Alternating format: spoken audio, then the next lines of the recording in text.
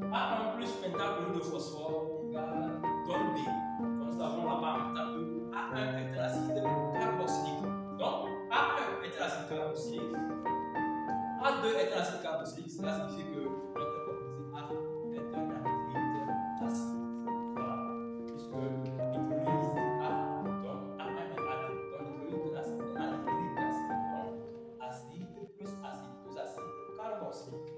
Voilà. Bienvenue dans cette nouvelle vidéo. Moi, c'est M. Ragodi, professeur des sciences physiques. Ici, sur cette chaîne, j'aide les élèves à mieux maîtriser les sciences physiques.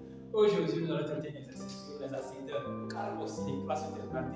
D'abord, avant de commencer, je vais dire merci beaucoup à tous mes abonnés, vous êtes appréciés. Et si vous qui regardez cette vidéo, vous n'êtes pas encore abonné, abonnez-vous, activez la cloche de notification pour ne rien rater de mes prochaines notifications. J'espère qu'à la fin de cette vidéo, vous n'en sortirez pas bredouille.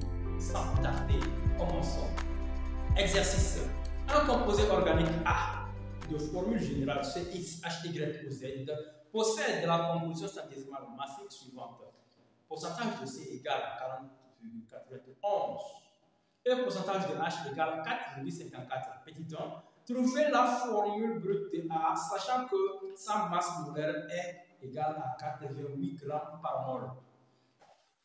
Donc ici, comme on nous a donné la masse molaire du composé et le pourcentage du carbone d'hydrogène dans le composé, donc nous allons poser 12x, qui est la masse molaire totale du carbone dans le composé, sur le pourcentage du carbone, qui est égal à y, donc la masse molaire de l'hydrogène dans le composé, sur le pourcentage de H, égale 16z, qui est la masse molaire totale de l'oxygène dans le composé, sur le pourcentage de O, qui est égal à la masse totale du composé sur 100, qui est la somme des pourcentages dans le composé. Donc ici, nous allons égaliser le premier terme et le dernier terme, puisque nous connaissons la masse molaire du composé.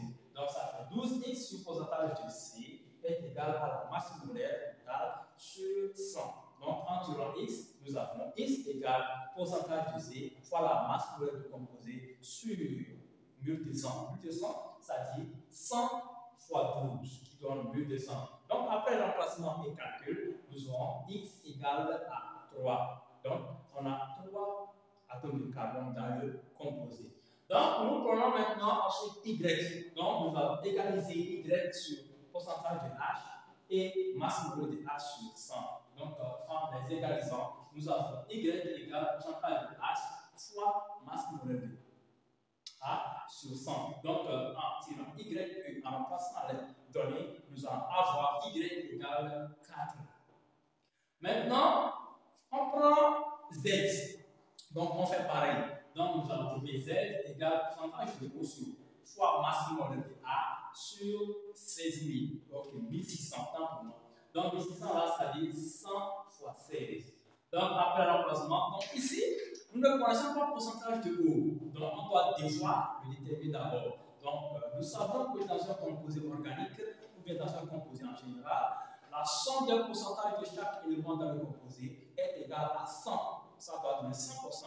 Donc, comme c'est ainsi, nous allons trouver pourcentage de C plus pourcentage de H plus pourcentage de O égale à 100.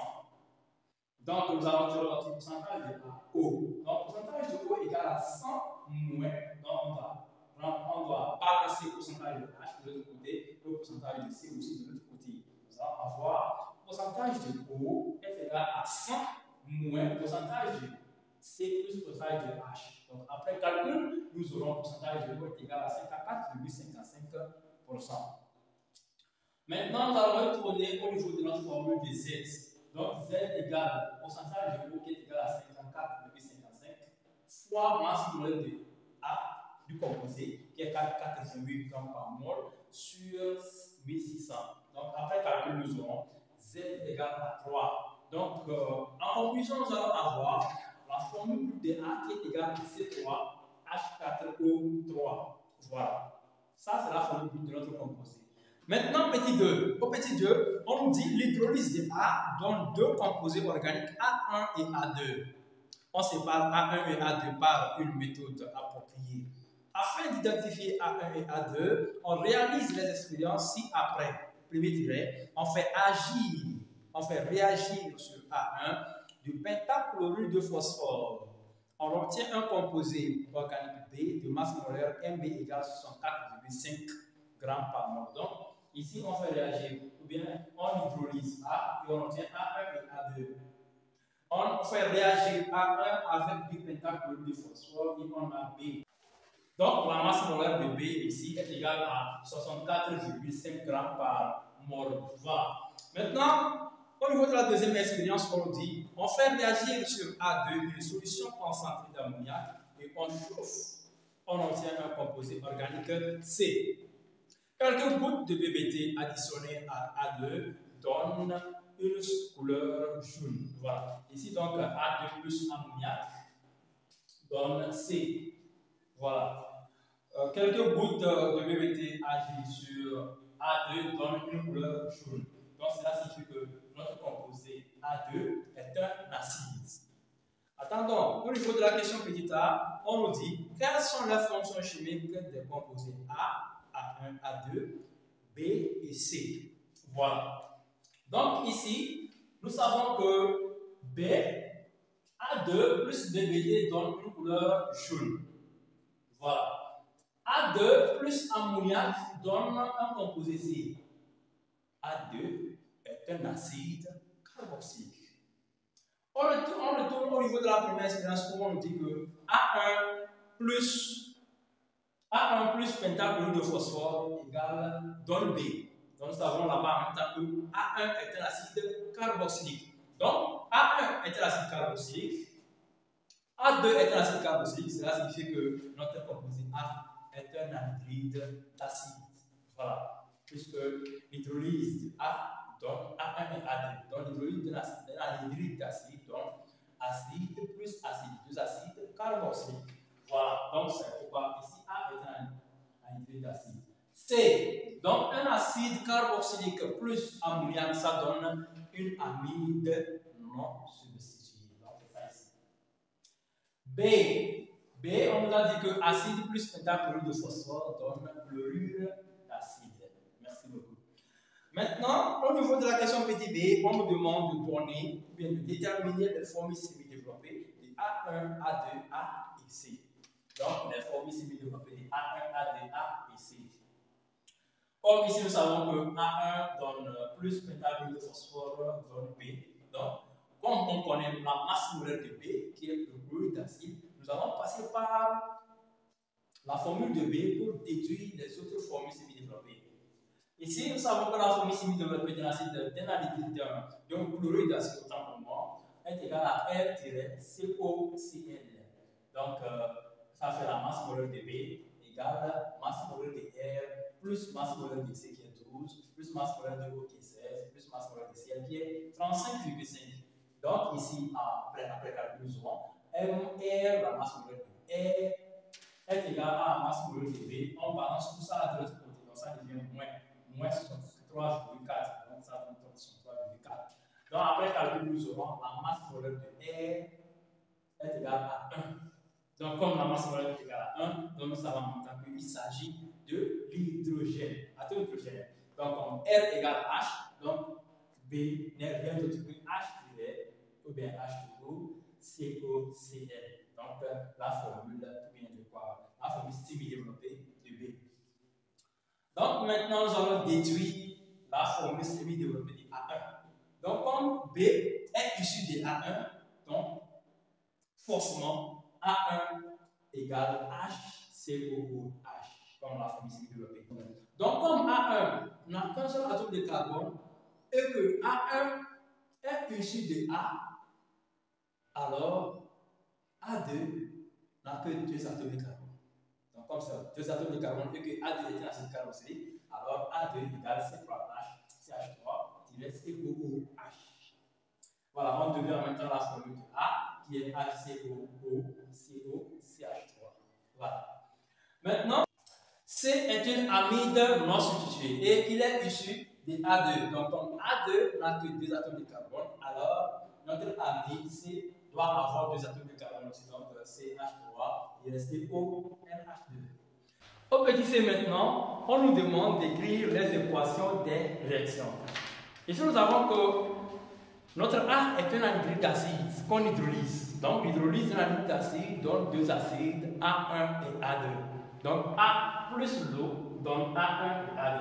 Donc, HCOO, CO-CH3 plus l'eau donne HCOO, acide métallique plus acide éthanoïque. Donc, notre anhydride d'acide s'appelle anhydride éthanoïque métallique. Voilà. Maintenant, deuxième équation. On nous dit A1 plus le PCl5, pentachlorure de phosphore, donne un composé chloré, donc qui est le chlorure d'acide. Donc, HCOOH plus PCl5 donne HCOCl plus propre 3 plus HCl. Maintenant, au niveau de A2 plus l'ammoniac concentré donne de l'amide, donc une amide. Ici, nous avons CH3-COOH plus NH3 donne CH3CONH2 plus l'eau. La réaction là est réversible. Pourquoi? Parce que il faut retenir que dans les réactions dans lesquelles l'acide chlorhydrique, l'acide carboxylique réagit, donc ce sont des réactions réversibles. Voilà. Et ici, la réaction là ne finit jamais, elle est réversible. Pareil pour la première réaction, donc la fusion des deux peut redonner un anhydride d'acide plus de l'eau. Voilà, il faut retenir ça. Et la réaction là, elle est directe. Merci. Maintenant, au niveau de 3, on fait réagir A2 plus le 3-méthylbutan, un ol. On obtient un composé D dont la saveur et l'odeur sont celles de la banane, petit a, et quelle est l'équation bilan de la réaction qui se produit. Donc, la réaction entre A2 et le 3-méthylbutan, un ol. Donc, A2 plus 3-méthylbutan, un ol, donne la réaction là est réversible. Elle est limitée. Pourquoi? Parce qu'il s'agit de l'acide carboxylique. Si tout à l'heure on remplace l'acide carboxylique par un de ces dérivés, soit chloré ou anhydride d'acide, on va obtenir une réaction qui est directe. Donc ici on va obtenir un ester et de l'eau. Donc D est un ester. La question on va venir après. Petit B. Donnez la fonction chimique et le nom du produit D. Petit b, donnez la fonction chimique et le nom du produit B, du produit D. Donc ici, D est un ester. D ester. Et le nom c'est éthanoate de 3-méthylbutyl. Voilà. Et sur le plan industriel, cette réaction présenterait deux inconvénients. Lesquels? Donc ici, nous savons que la réaction là est lente.